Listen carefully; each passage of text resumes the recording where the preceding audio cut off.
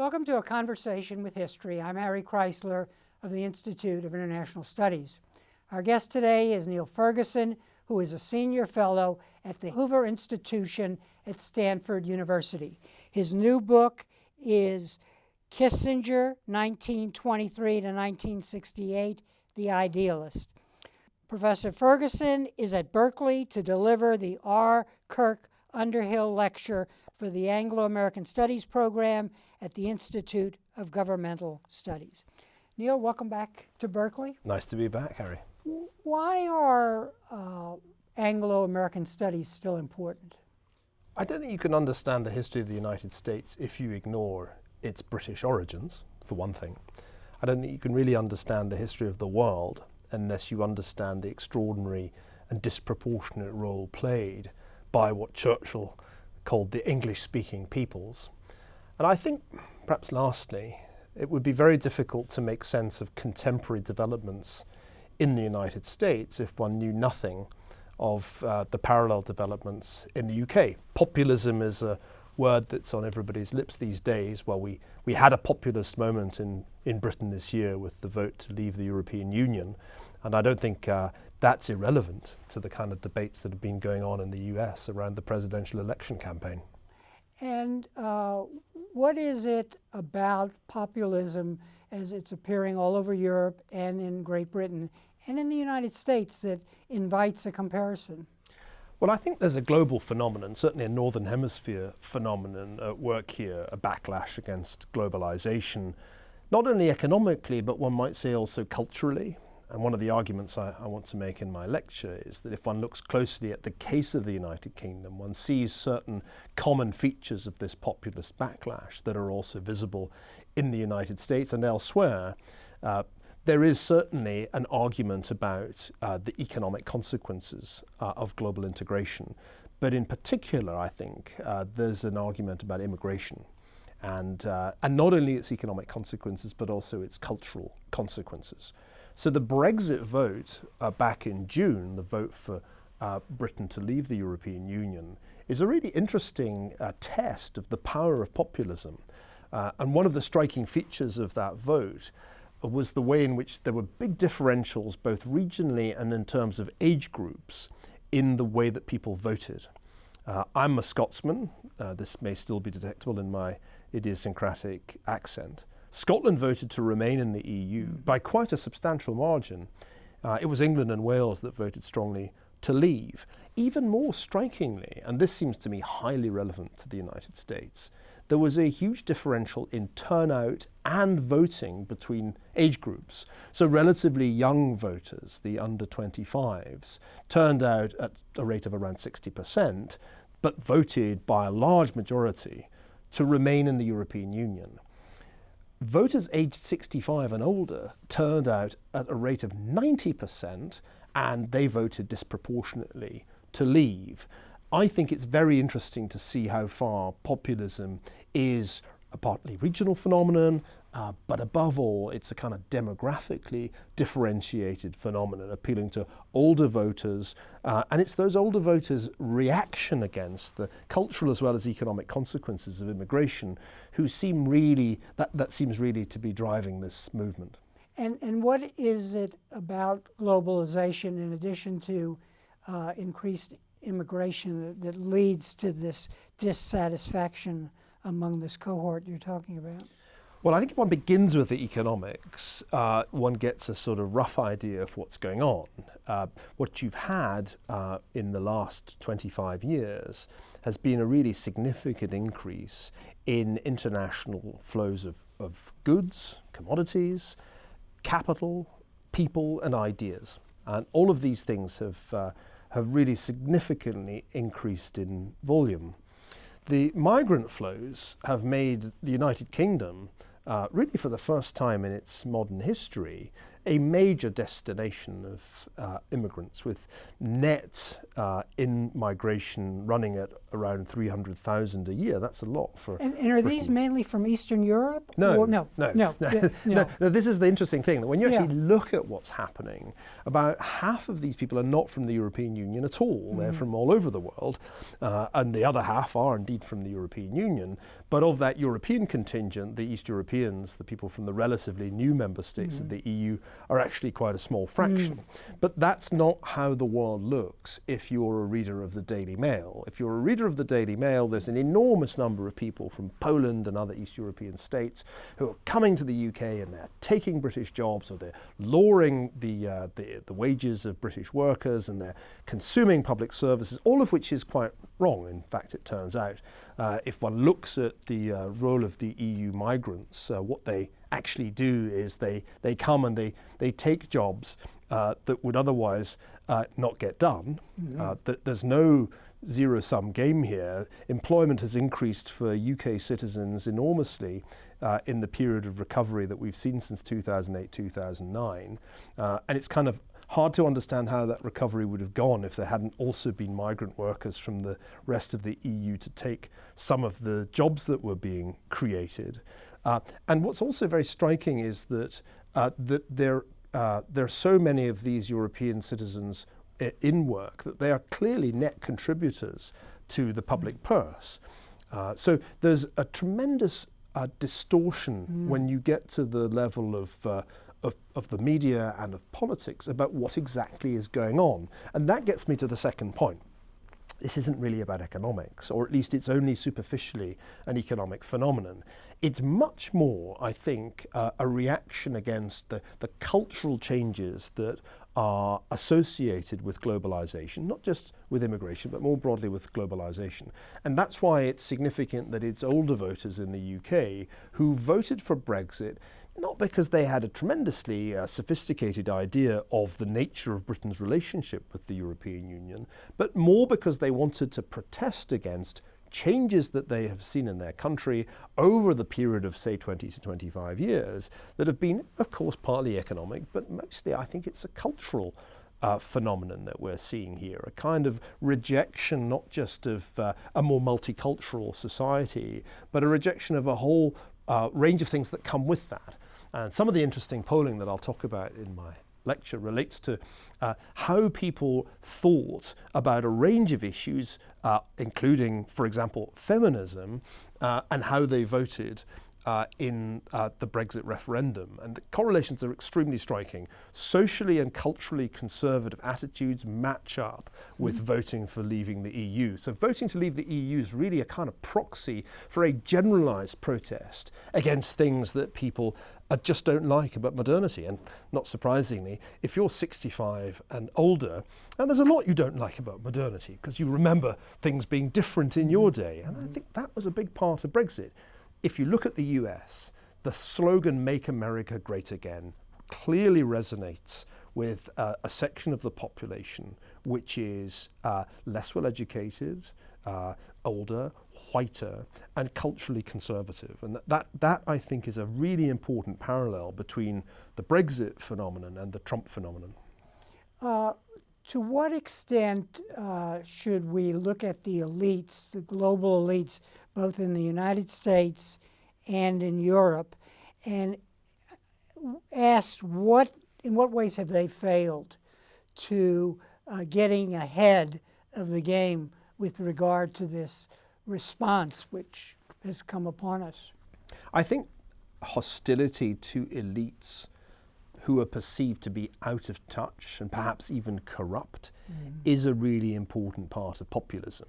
I mean, I came up with a recipe for populism earlier this year that had 5 ingredients: the increase in immigration, the financial shock of the crisis, the increase of inequality, and the sense that the public institutions, the elites, are corrupt. Final ingredient is a demagogue. You put all those things together and boom, you have something pretty toxic in the kitchen. So I think the issue of the elites have failed played a really big part in the populist movements that we see all across the world right now. And I think there's some justification for this. It's very easy for someone like me, who is clearly a member of the global elite, you're one too, I mean, here we are, professors at elite institutions, to condescend to voters who are attracted to populist causes. But we have to acknowledge that they have some right to be aggrieved. After all, it was the elites who brought you the Iraq War. It was the elites who brought you the financial crisis. And I think from the vantage point of the imaginary median voter in both the UK and the US, the last 16 years has not been a particularly edifying spectacle, and it hasn't given you too much confidence in those elites who run the political and economic systems. Is there a particular responsibility that falls on the United States and its elite because of its role as a hegemon in the post-World War world, especially after the fall of the Soviet Union? Obviously, the United States has played a key role, not just since the fall of the Berlin Wall and the end of the Cold War, but since World War II. And American leaders, or American elites if you prefer, are the most important and influential in the world. So when the elites blunder, which I think it's quite reasonable to argue that they did, the rest of the world, and not only American voters, suffers. So I think part of what we see here is an understandable popular reaction against major failures of policy. And the populist critique on both sides of the Atlantic is not in that sense without some foundation. I mean, even if you take a specific example like immigration to the UK, you could argue that the inflows of workers to the UK and the decline of emigration from the UK are both signs of success. The UK's economy has been creating a lot of jobs, more than most of the continental European economies. But Britain's leaders did not do a terribly good job of explaining that. In fact, what they led people to expect was that they were going to reduce net migration. They were going to actually bring it down to more like 30,000 a year. When the numbers were persistently running at an order of magnitude larger, at 300,000 a year, people understandably were angry and felt that they'd been lied to. I think the financial crisis was a particularly important moment when the elites, both financial and political, were exposed for their incompetence.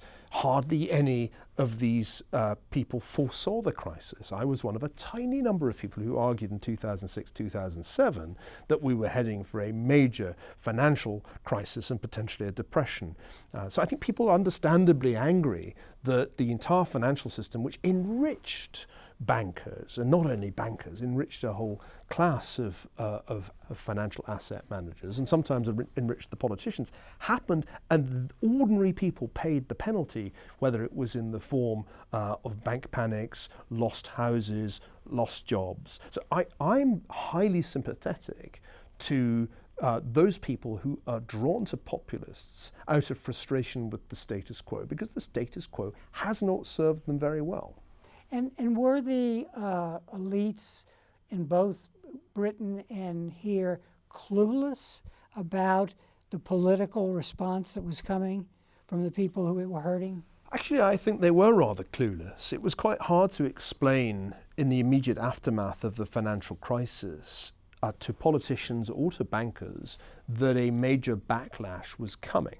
And I had conversations with people in Wall Street, in Washington, in which I said, you do understand that after something this big, there's going to be a period when people are just focused on economically coping, and then there's going to be a major political backlash. And I argued in an interview in 2009 that there would be a populist response, and that in some parts of the world this would actually go from populism into violence.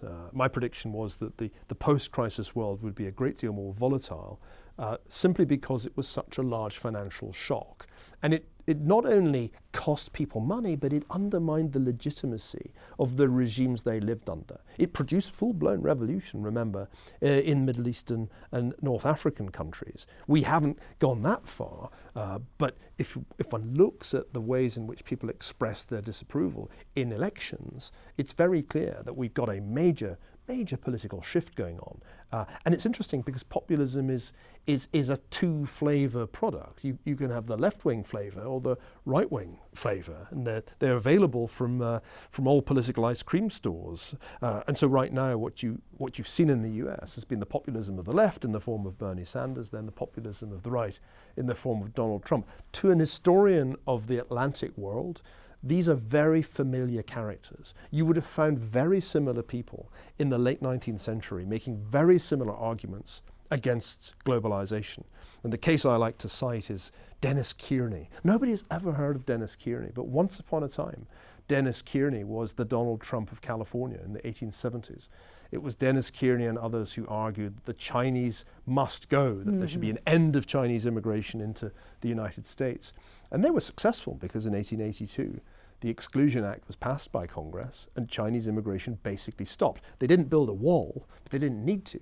Metaphorically, they did right across the San Francisco harbor. And you've criticized the United States in the past for various deficits, a leadership deficit, a fiscal deficit, but you've also talked about a history deficit.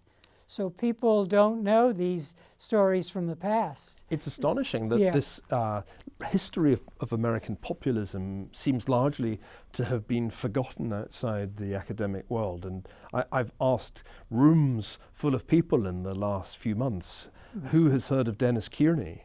Now, maybe this being the United States of amnesia, in a few decades' time, nobody will have heard of Donald Trump. But right now, I think we do need to know about the early populists. We need to recognize that we've seen a version of this movie before. And in the late 19th century, which was an era of globalization, there were very profound anti-global movements on both the left and on the right. They were against immigration. They were against free trade. They were directed at financial elites, and they were actually pretty politically successful. The US policy on immigration was radically altered by this backlash, so much so that, although we love to say the United States is a land of immigration and we're all immigrants, I'm an immigrant for sure, but in a long period of American history, beginning in the 1880s and continuing right through until the 1970s actually, immigration was much reduced, much restricted. We've only really seen a return to late 19th century levels of immigration in the last 20 or 30 years. And we aren't yet quite back at that peak in terms of the percentage of the population that is foreign-born that was achieved in the 1880s. And guess what? It was in the 1880s that you had populism, and we're having it now. So I do think there's a very, very important analogy to be drawn here between late 19th century populism and what we now see. Those people who say that it's fascism, who draw analogies with the 1930s and 1940s, I think are overstating the case, because I don't think this is fascism. I think that's a category error. Fascism is different. Fascism is about uniforms, parades, it's about war.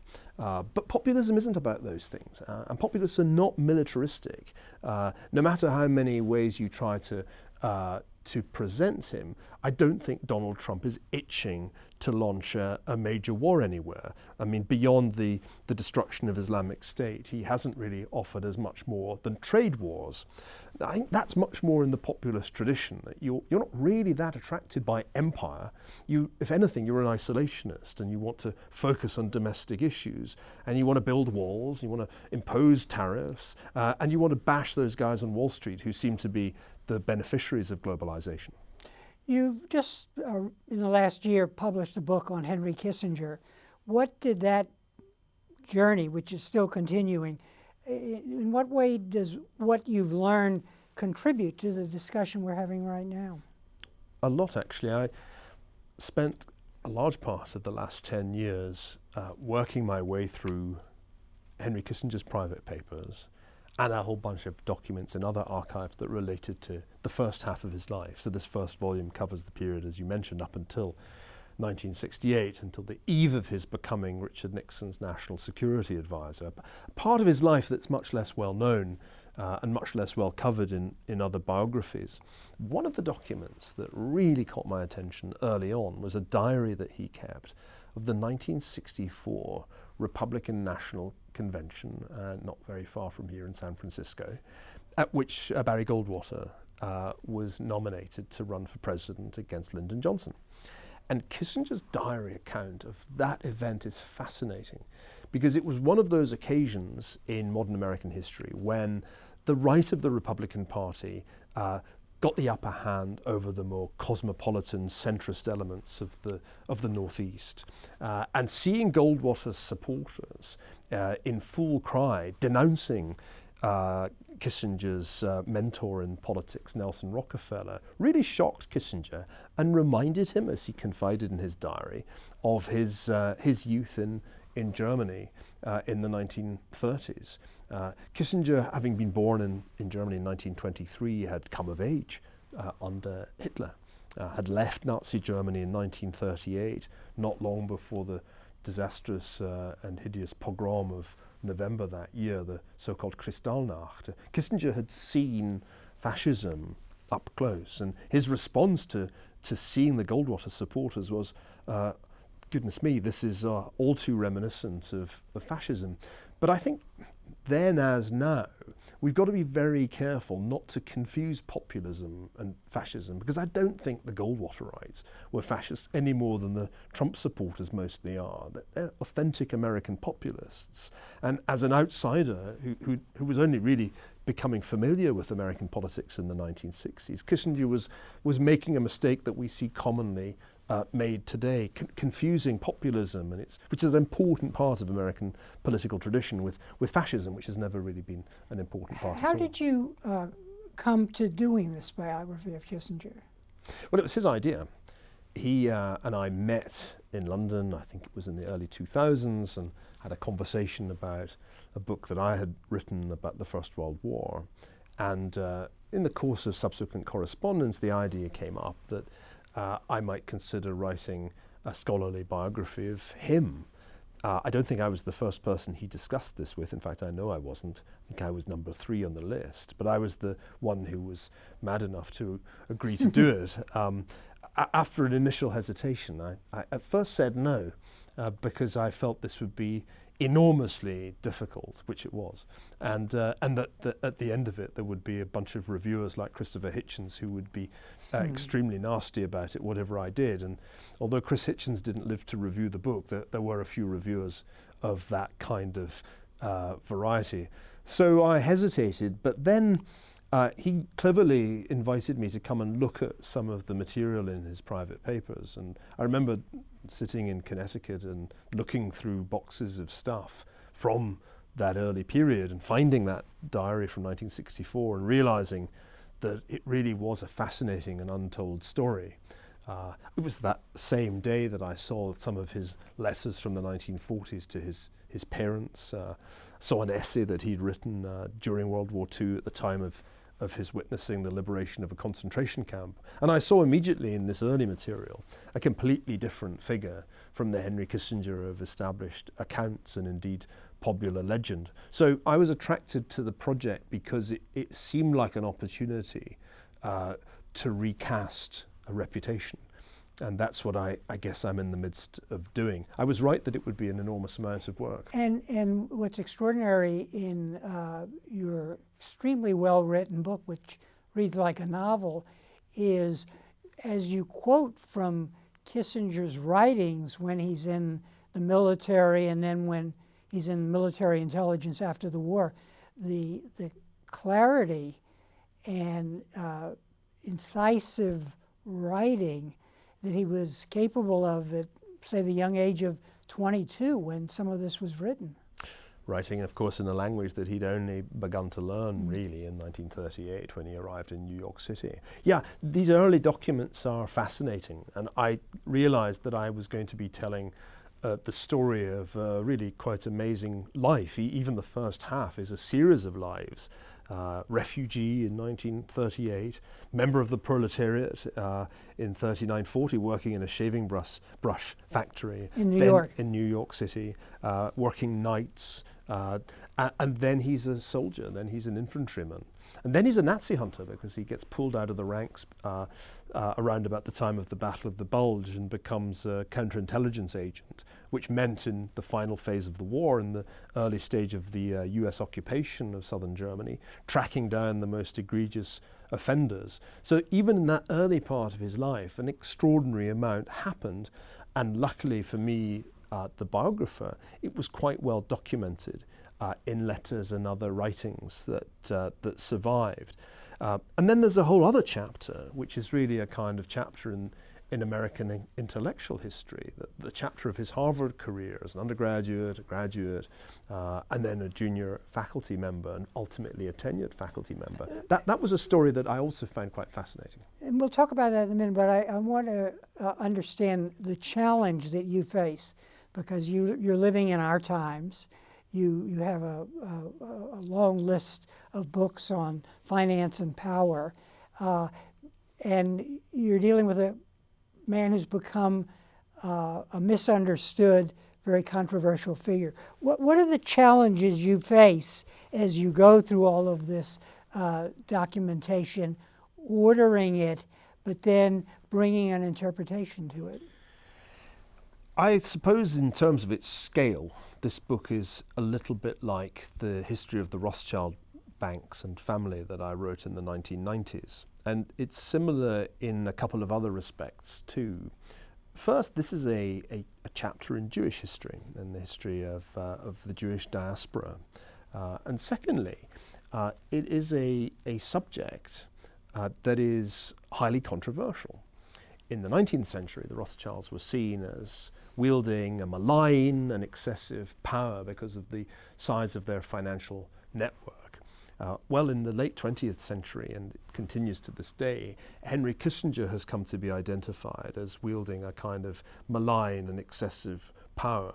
And if you are a connoisseur of conspiracy theory websites, you will find often that the Rothschilds and Kissinger appear in the same rather sinister diagrams that the conspiracy theorists like to draw, with the Illuminati at the top and the Bilderberg group somewhere in the middle. So I think this is a similar problem in that we have a phenomenon that has been represented often in an extraordinarily negative light, that was historically significant and can be approached by the methods of historical scholarship, using in both cases documents that nobody else has ever really had access to. As I went through the book, it's almost like there are four themes in a way implicit in what you're discussing. And let me just throw these out at you. One is Kissinger's ambition and how he climbs up the ladder of success in the national security field. Another is the development of his character. Thirdly is the history of ideas, because you call him an idealist, and you explain why that is so. He is a man of ideas who during this period really struggles with ideas. But then there's a body of his experiences. You've listed some of them. So all this time you're really tracking 4 lines of development. Is that fair? I think it is. I mean, part of the challenge of writing a biography, if one wants to just focus on that as a technical problem, is that human beings are very complicated and often do and think contradictory things. But when we read about lives, we want them to make sense. We want there to be some literary coherence.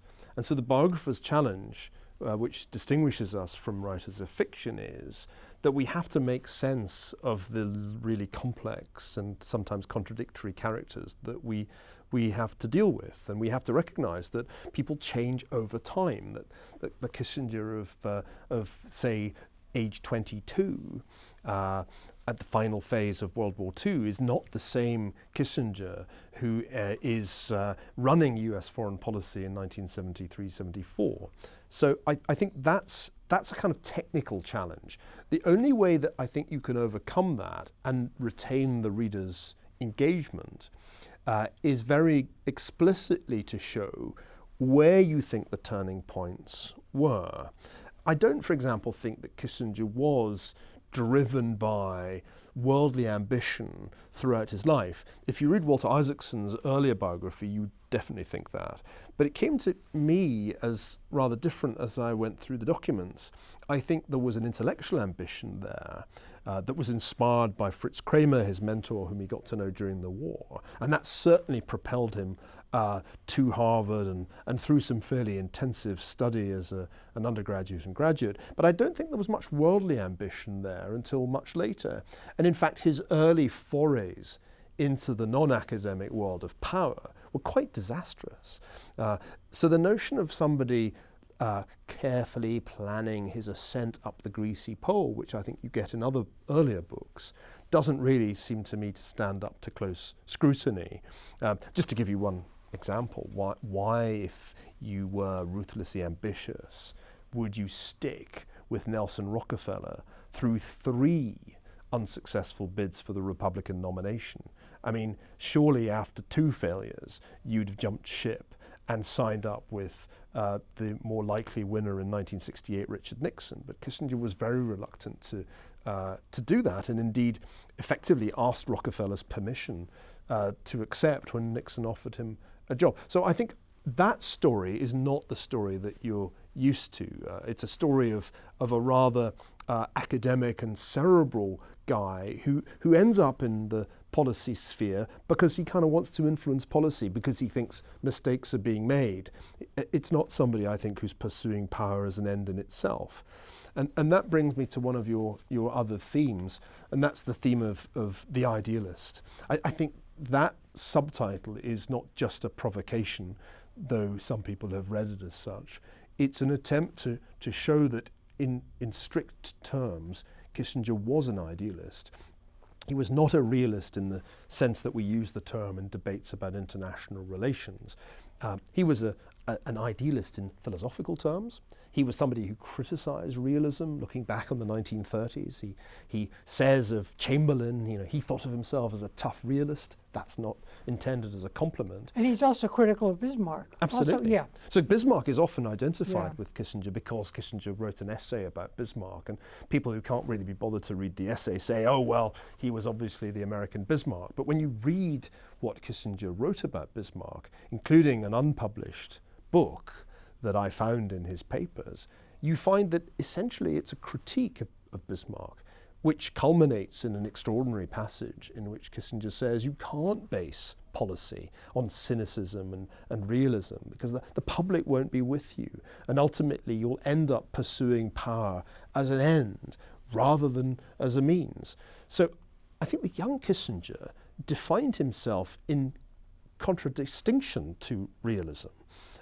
This was also true in his interactions with Hans Morgenthau. It was true when it came to debating a whole series of practical policy issues, Vietnam in particular. Nuclear weapons. Nuclear weapons produced the I suppose, reputation-making book, Nuclear Weapons and Foreign Policy. But in that book, which again has been much misrepresented, Kissinger's making an argument about strategy, which is essentially based on the notion that you have to have some option in between surrender and blowing the world to kingdom come. It's not that Kissinger was itching for a limited nuclear war. It was that he saw you had to have a credible threat of an intermediate stage in order to have any leverage in negotiations with the Soviets. And I actually think that turned out to be right. It's interesting because in a way what this first volume indicates is that Kissinger was a student of the world that he would inhabit in the second volume. And from all this reading and this march through his early years, you're coming up with certain themes, certain conclusions that he came up with about international politics and strategy. And I want to talk about those now. But we have yet to test them, and presumably that comes in the second volume, whether he will stick to those themes and how he will deal with the contradictions between those themes. That's absolutely correct, Harry. I mean, Volume 2 will probably be called The Realm of Power. I give my wife credit for this. I used the phrase in one of the earliest talks I gave about the book, and afterwards she said, that's your subtitle for Volume 2. And I think it's right, because in Volume 2 he's no longer really the subject of, as it were, every sentence. He's an object of this extraordinary complex realm of power in Washington, D.C., in which at first he's rather a small player. And I'm very fascinated in Volume 2 to tell the story of his rise from real obscurity as National Security Advisor to a position of almost total dominance in the final phase of the Nixon administration. I think that the real trick here is to try to show how far the theories that he'd mapped out in the academy while at Harvard helped him in his time in government. Kissinger says in his own memoirs that you kind of live off your existing intellectual capital from the moment that you enter government. You don't have time to add to your intellectual capital, you don't have time to read. It's what you arrive knowing that helps you. And I'm fascinated to look at the ways in which that intellectual capital helped him, and the ways in which he had ultimately to reject some of the more idealistic notions that he'd acquired in the 1950s and 60s. So in a way, he's heading through time, through an extraordinary opportunities and experiences, networking with a series of mentors who contributed to his intellectual development and his understanding of policy, and ultimately reaching certain very important conclusions about what policy making and strategic thinking was about. That's where we are, basically. And I, right. Yeah, go ahead, please. Well,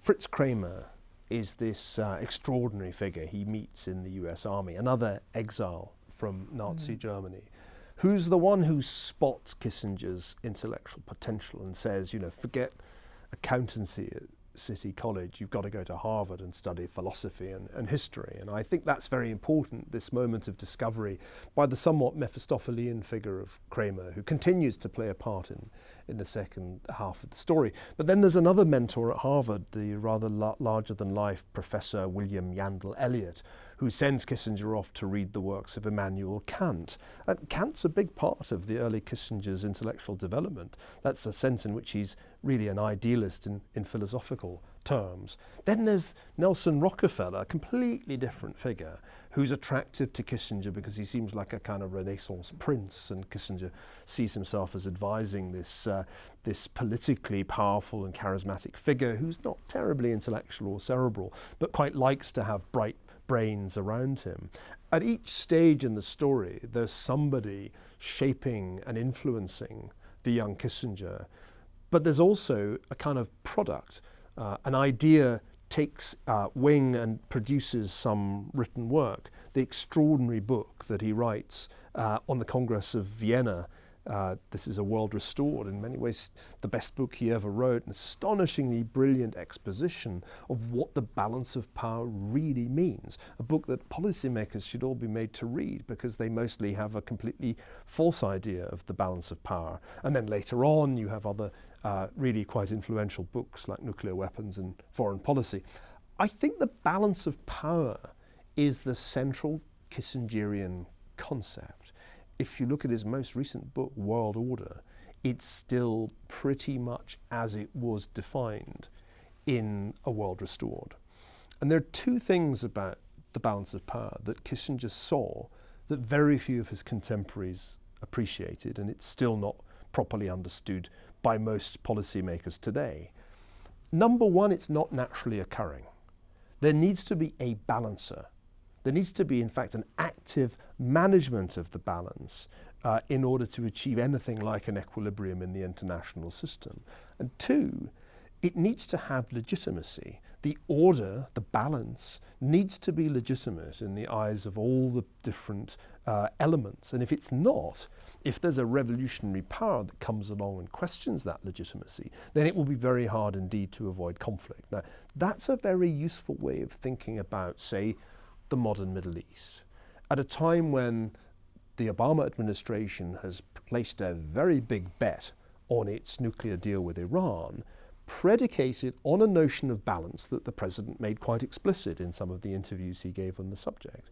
The possibility exists that in Kissinger's terms, you're not going to get balance at all, because you're not really achieving balance, you're achieving an arms race. You're destabilizing and delegitimizing the order because Iran's a revolutionary power itself. I think that's a very helpful conceptual framework, one that I hadn't fully appreciated until I sat down and read my way through Kissinger's academic work. And I do think that even if he'd never become Secretary of State, if he'd been hit by a bus in January 1969, we would still have an incredibly important life to consider and a major contribution to the theory of international relations and indeed modern history. Let me go over some of the themes that you pull out of there. As he's at the end of your book, he's about to go to the White House. He's been picked as National Security Advisor, and you say he brought to the White House his sense that most strategic choices are between lesser and greater evils. This is a very important point. It may seem obvious, but sometimes you get the impression in discussions of foreign policy that people expect there to be a motherhood and apple pie option. But there are very, very few of those in foreign policy, and most decisions are choices between evils. Kissinger writes this in the 1950s, long before he's anywhere near the corridors of power. He says, in the Cold War, we have to face the fact that most of the choices we'll have to make will be between evils, and it will take a certain morality to be able to make those choices and recognize that they are, when we choose the lesser evil, we are doing it in the pursuit of a greater good. So I think that's a really, really important Kissingerian insight, and I'm constantly reminded of it, because most people who write from the academic world about foreign policy are very good at criticizing the decisions that presidents and secretaries of state take, but they very seldom make explicit what this preferable alternative would have looked like. That they're far happier just pointing out that the act that was chosen was evil. But if the choice was between evils, what you really have to show is that it was more evil than some available realistic alternative. And very, very few people who write about foreign policy do that. They just let you think as a reader that there was some much easier thing that would have, say, ended the war in Vietnam sometime in February 1969. The other point that he emphasizes is the importance of historical self-understanding to not only understand how to deal with adversaries, but how you can deal with them, basically because of the pressures they're under. I think at a time when game theory was becoming increasingly fashionable amongst nuclear strategists, Kissinger stood out as somebody who studied history. And let's face it, if you were an ambitious young man in the early 1950s, you probably wouldn't choose as a topic for your doctoral dissertation the time of Castlereagh, Metternich and the Congress of Vienna. So Kissinger chose history and focused on historical knowledge at a time when it was far from fashionable. And I think this is another argument against the scheming, ambitious figure in other biographies.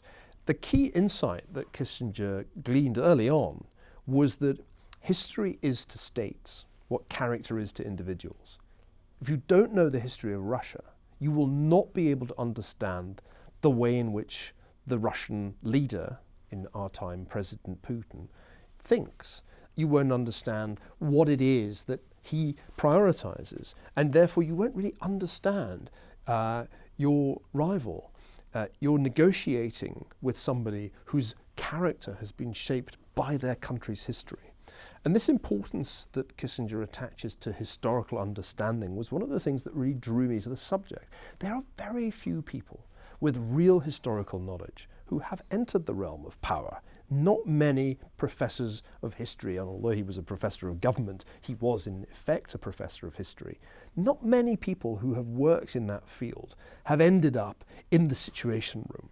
And in that sense, it's quite interesting to ask how far historical knowledge really did give Kissinger an advantage. I think it did. I'm strongly of the view that decision makers benefit from historical knowledge, if only because they understand their interlocutor better when they're negotiating with someone from abroad.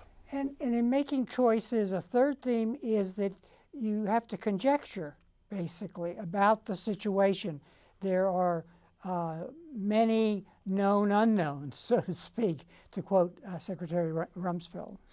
So the problem of conjecture, which is how Kissinger describes it, is the most profound idea that I found in researching this book.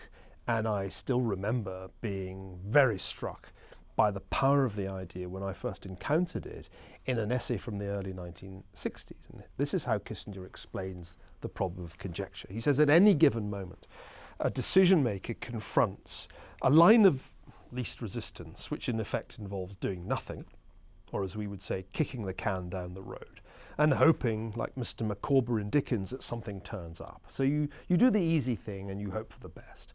The alternative is that you take action in the here and now in the hope of averting some disaster in the future.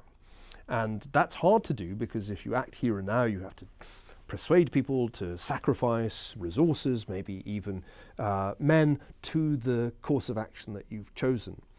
The asymmetry, and here's the beauty of the idea, is as follows.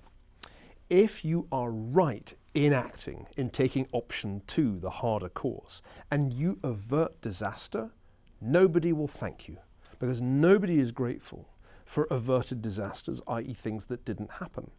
If you take the line of least resistance and do nothing, kick the can down the road, you may get lucky, and disaster may not happen. But if it does happen, then you'll have found out the hard way that you should have acted. So this is the central problem of conjecture for decision makers. They cannot make the decision on the basis of data. Kissinger's very clear about this. You can't just sit waiting for the data, for the information to tell you what to do, because you're conjecturing about the future at the point of decision. You have to take a decision. And he shows this, I think, very elegantly with a case, a historical example that had greatly affected him and his family. He says, in 1938, nobody really knew if Hitler was just another German nationalist or a genocidal maniac. Well, they opted to play for time. That was the essence of the policy of appeasement, and they ultimately found out that he was a genocidal maniac, and tens of millions of people lost their lives as a result, including, of course, at least a dozen members of Kissinger's family who died in the Holocaust. So for Kissinger, the problem of conjecture was a very live, burning issue.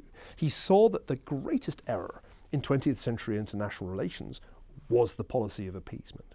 And he spent much of his career in the 1950s and 60s and 70s trying to make sure that no such mistake was made again, acting rather than not acting, rarely kicking the can down the road, choosing between evils and paying the price in terms of the current and subsequent criticism. But I think always understanding clearly that there is a problem of conjecture with every decision that you take. You can never be sure you were right.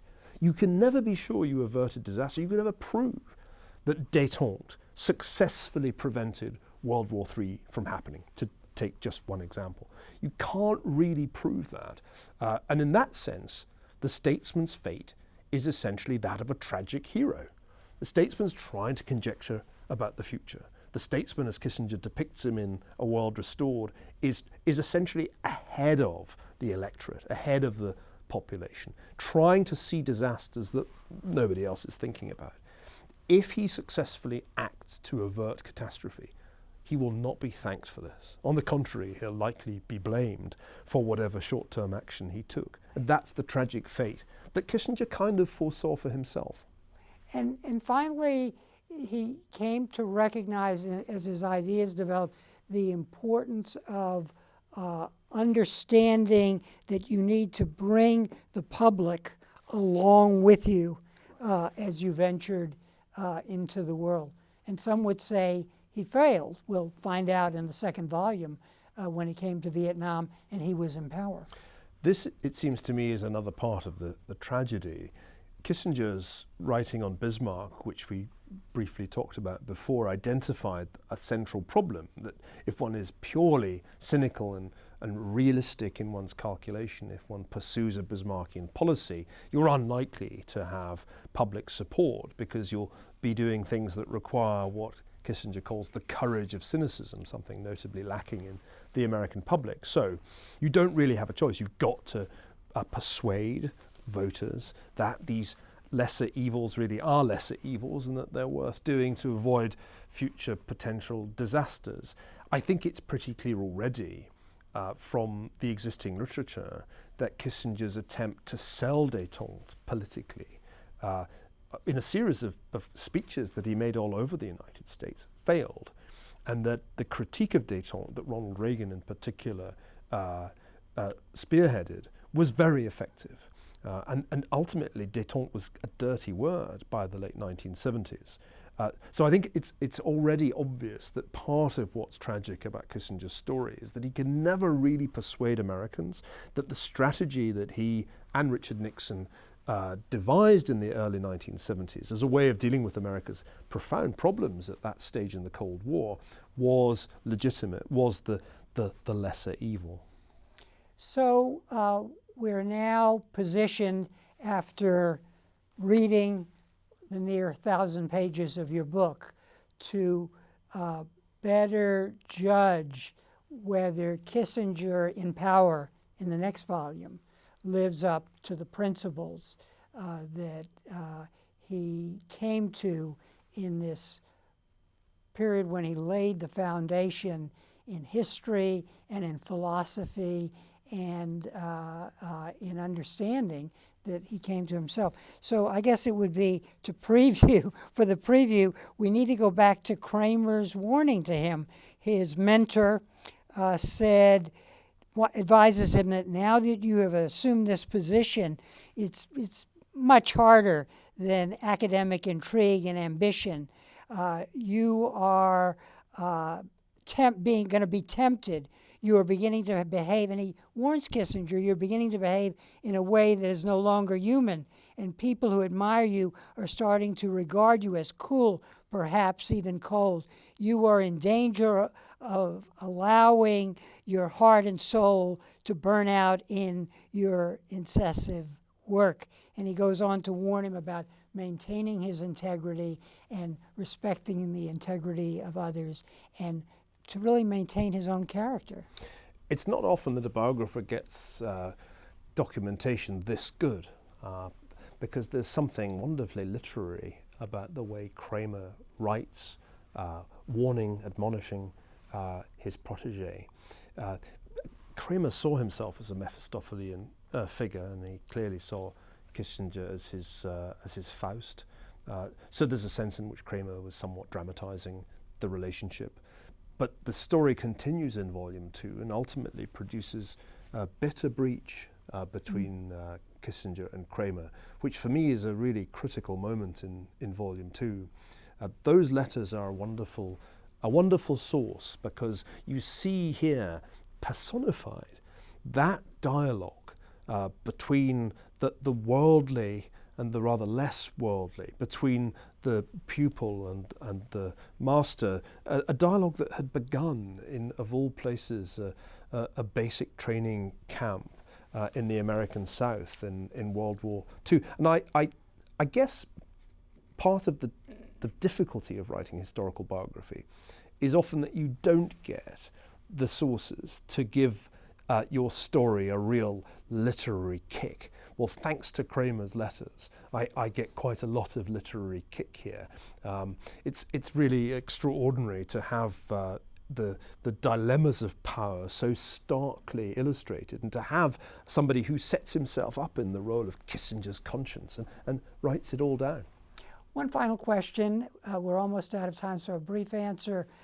What have you learned from this work over and above what you've learned about Kissinger? How has it informed your understanding? That's an easy question to answer. When I wrote a book called Colossus about American power more than 10 years ago, I thought there were 3 deficits that constrained the United States. A manpower deficit, in the sense that Americans don't really want to go abroad and work and fight in hot, poor, dangerous countries. A fiscal deficit, in the sense that the whole thing was getting more and more unaffordable, and an attention deficit because American voters lose interest in foreign policy after 4 years. But then I realized, writing the Kissinger biography, that there was this fourth deficit, the history deficit, that we actually live in the United States of amnesia, and the lessons of Vietnam haven't been learned at all. Somebody, I won't name him, who read this volume wrote to me saying he couldn't believe how familiar Kissinger's reflections on Vietnam in the mid-1960s were, because they reminded him of all the things that had been said about Iraq in the mid-2000s. So part of the important message this book conveys is that we need to make the study of history mandatory for American decision makers. It's not a sort of part of the entertainment industry. It's central to how we should educate the people who run this country. And I'd say also the people who run its major corporations. Ignorance of history turns out to be one of the most dangerous features of the American political system. We almost select out the people who know their history and choose people who think that things can be figured out on first principles. And Kissinger saw this problem in the 1960s. He regularly wrote about it and warned that you can't make strategy with the techniques of a Wall Street lawyer on a case-by-case basis. So I think that's really the big message that this book conveys, that history is central. It's not peripheral, it's central to strategy. And Kissinger was very unusual in his generation for seeing that. He's still unusual here in 2016 when he's 93 years old. He's still unusual for seeing that. Well, on that note, Neil, I want to thank you for writing this book, which is a great read. I must tell our audience that it's like reading a novel, actually. So thank you Praise very indeed. much. Thank you. And thank you very much for joining us for this conversation with history.